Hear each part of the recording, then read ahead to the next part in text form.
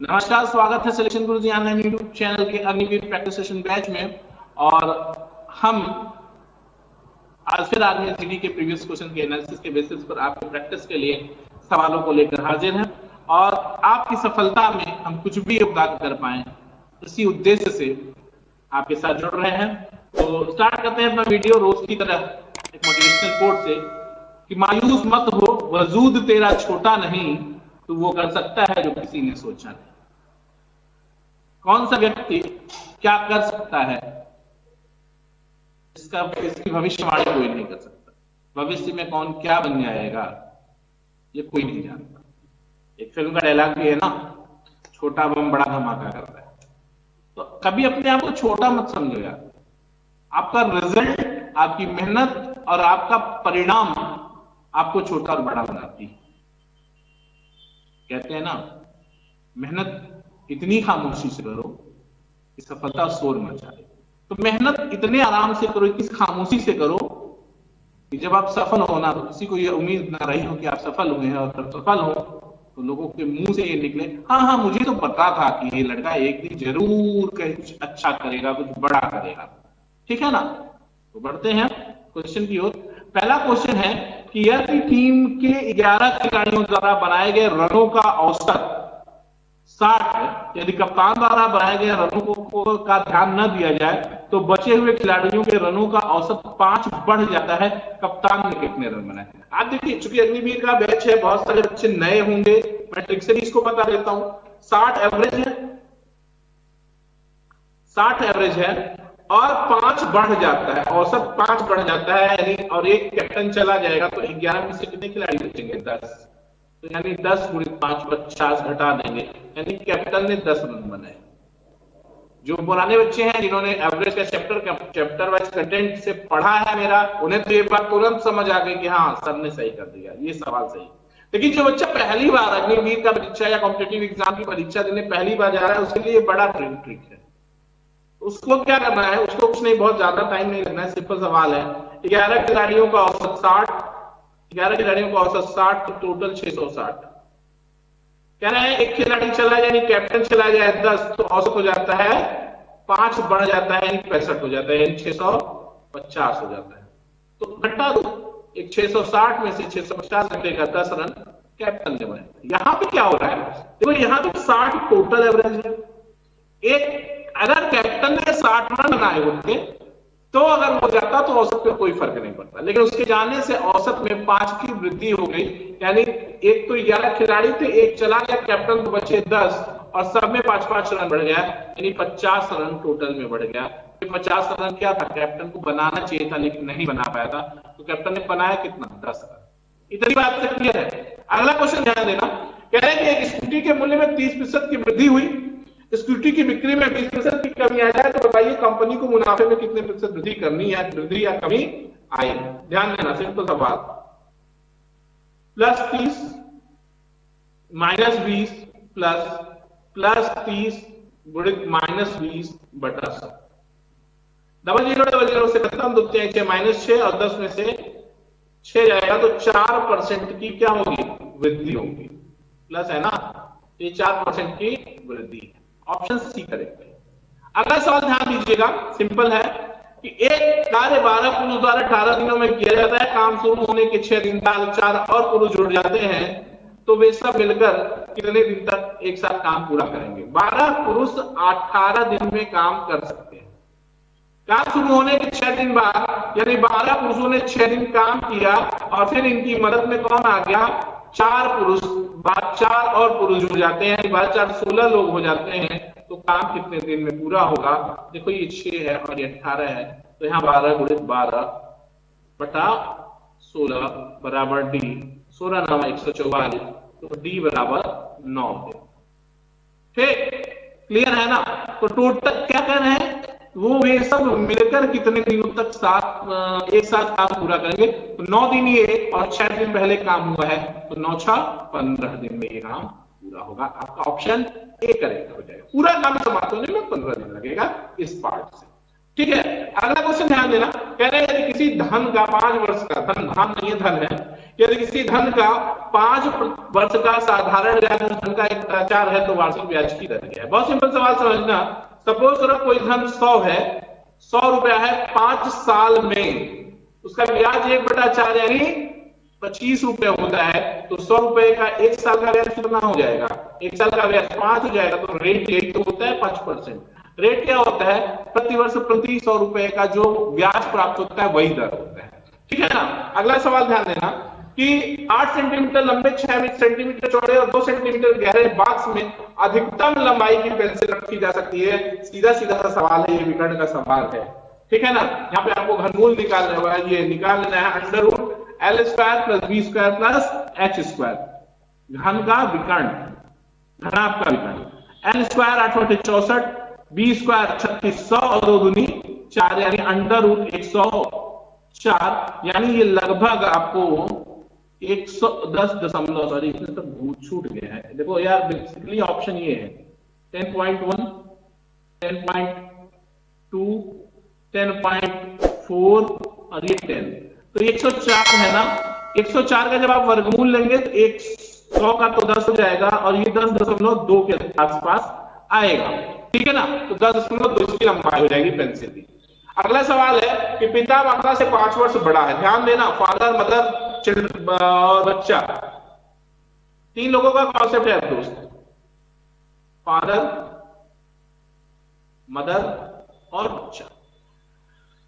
पिता माता से 5 वर्ष बड़े हैं और माता की आयु लड़की से 3 गुनी थी। लड़की की आयु अभी 10 वर्ष है, लड़की 10 साल। तो कह रहे हैं और माता की आयु लड़की की 3 गुनी है यानी 30 है। तो कह रहे हैं पिता की आयु पुत्री के जन्म के समय क्या थी। अच्छा चलो ये तो ठीक है। पिता माता से 5 वर्ष बड़ा है यानी 35 साल का है। बेटी 10 साल की है, जन्म के समय 0, 10 साल पहले 0, तो पिता भी 10 साल पहले 35 से 25। सिंपल सवाल, बाकी कोई दिमाग ना लगाओ, ना ज्यादा दिमाग लगाओगे सवाल उलझा के चले आओगे। समझो, कह रहा है कि पिता माता से 5 वर्ष बड़ा और माता की आयु लड़की से 3 गुनी है। लड़की की आयु अभी 10 वर्ष है, लड़की अभी 10 वर्ष की है तो माता 30 वर्ष की है और पिता 35 है। लड़की के जन्म के समय लड़की अभी 10 की है यानी 10 वर्ष पहले जब वो जन्म हुआ, उसका पैदा हुई वो, तब पिता की आयु कितनी थी? तो अभी पिता 35 है तो उस समय पिता 25 क्या था। सिंपल सवाल। ठीक। अगला क्वेश्चन ध्यान देना। ए बी पी स्थान से एक दूसरे के विपरीत दिशा में 5 किमी प्रति घंटा और 4 किमी प्रति घंटा की रफ्तार से दौड़ना शुरू करते हैं। 3 घंटे बाद दोनों के बीच की दूरी क्या होगी? बहुत सिंपल सवाल समझना। सवाल को समझो क्या कह रहे हैं, मामला क्या है। मामला यह है कि कोई बिंदु P है, यहां 2 लोग हैं, एक A है और एक B है। एक 5 किमी प्रति घंटा 5 kmph और एक जो है 4 kmph से दौड़ना शुरू करता है। 3 घंटे बाद दोनों के बीच की दूरी, तो भैया 1 घंटा भी ये 5 भाग जाएगा, ये 9 भाग जाएगा, 4 भाग जाएगा, यानी कुल दूरी 1 घंटे में कितना चल रही है? 9 किलोमीटर इनके बीच की दूरी हो गई। तो 3 घंटे में कितनी हो जाएगी? 9 × 3 = 27 किलोमीटर। ये आपका आंसर डी सही है। यहां तक कोई दिक्कत नहीं ना। अगला सवाल समझना कि 6 से पूर्णतः विभाजित होने वाली 3 अंकों की 6 से पूर्णतः विभाजित होने वाली 3 अंकों की कुल संख्याएं हैं। 3 अंकों की ऐसी कितनी संख्याएं हैं? 3 अंक की बड़ी से बड़ी 3 अंक की कितनी संख्याएं हैं जो 6 से विभाजित हो जाती? ठीक है। 6 से पूर्णतः विभाजित होने वाले 3 अंकों वाली कुल संख्या है। ध्यान देना जरा सा, क्वेश्चन ये कह रहे हैं। ठीक है। 3 अंक की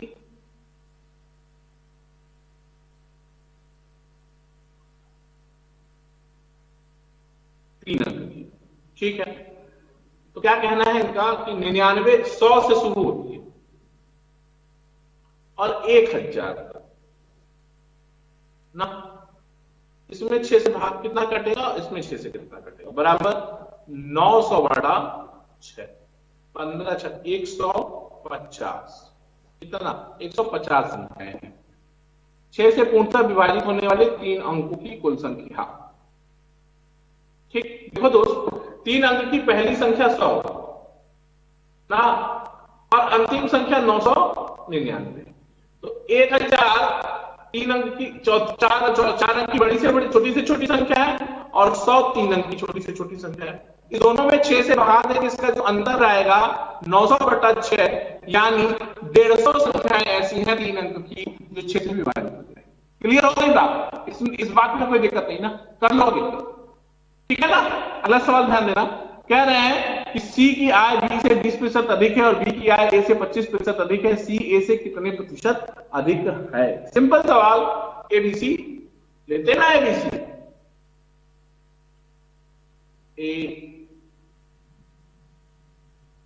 बी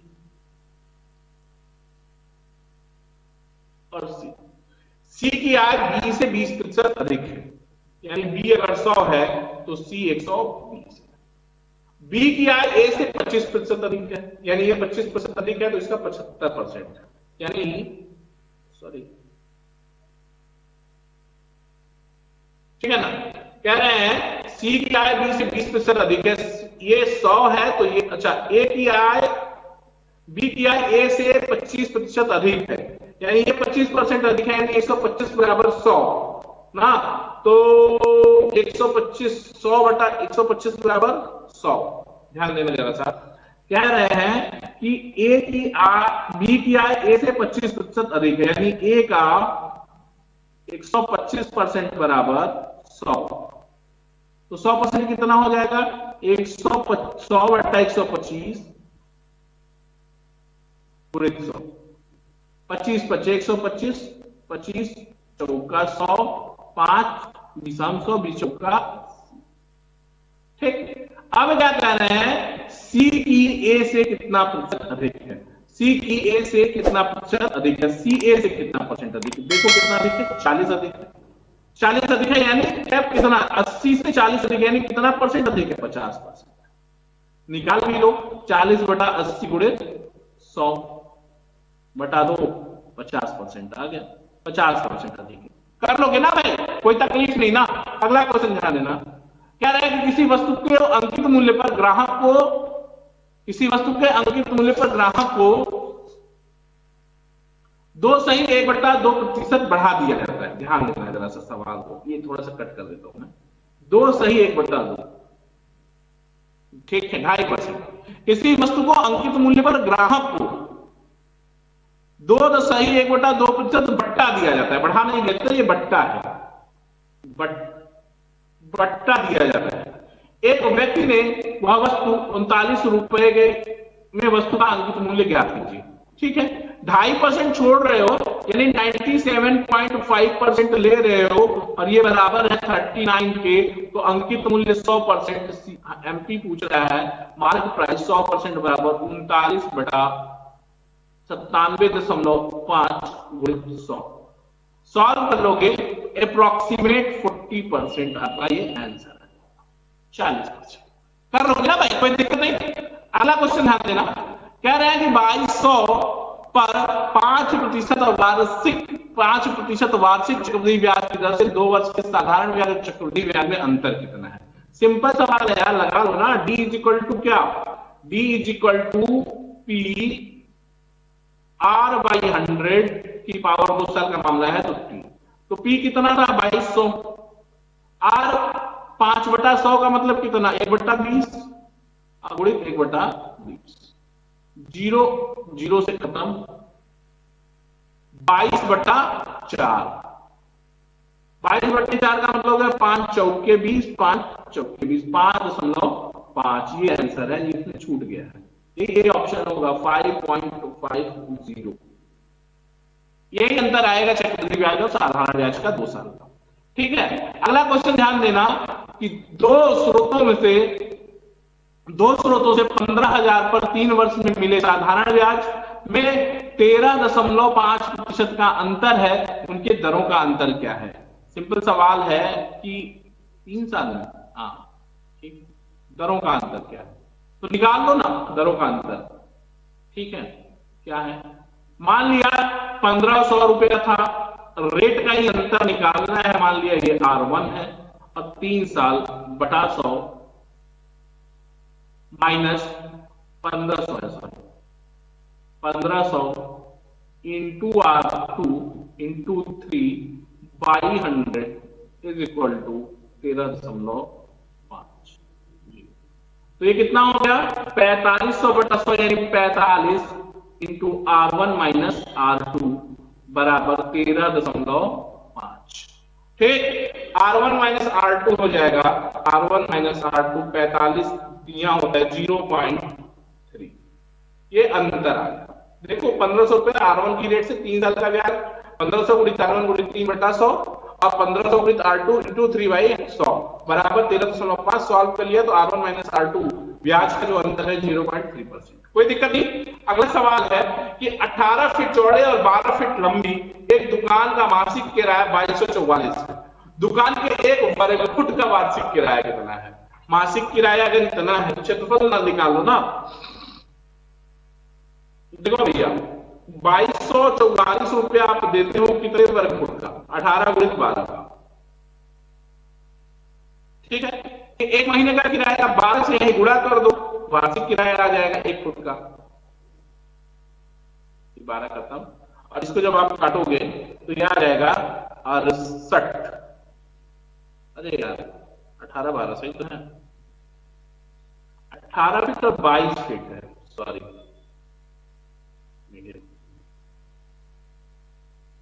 ठीक है ना, ध्यान देना जरा, ये मिसप्रिंट हो गया है। 18 फीट और 22 फीट। तो आप दे रहे हो कितना? 2244 एक महीने का किराया कितने क्षेत्रफल का? 18 गुणित 22 का ना, 18 गुणित 22 का। ये एक महीने का किराया का, साल भर का किराया निकालना होगा तो 12 से गुणा करोगे, 6 दूनी 12, 6 तिरिक 18 और 22 का 22, 22 दूनी 44 और 3 से काटोगे तो 3 तिरिक के 9, 3 चौके 12 और 34 दूनी 68। कितना हो गया? 68। ठीक है, आई होप अग्निवीर का प्रैक्टिस सेशन आज आपको बहुत मजा आया होगा। बहुत अच्छे अच्छे सवाल भी थे आज। तो अग्निवीर बैच में, प्रैक्टिस सेशन बैच में इतना ही। देखते रहिए सिलेक्शन गुरुजी और प्रैक्टिस सेशन के साथ साथ जो चैप्टर वाइज कंटेंट पड़े हुए हैं उनसे भी आप सवाल हल करते रहिए, ताकि आपका चैप्टर वाइज कॉन्सेप्ट क्लियर होता चले। साथ ही साथ अब काफी चैप्टर्स हो चुके हैं वहां पे चैप्टर वाइज कंटेंट में, तो आप बड़े आराम से उनको पढ़ सकते हैं। ठीक है, तो आज के लिए इतना ही। कल फिर मुलाकात होगी अग्निवीर के प्रैक्टिस सेशन बैच में। तब तक के लिए जय हिंद, जय भारत।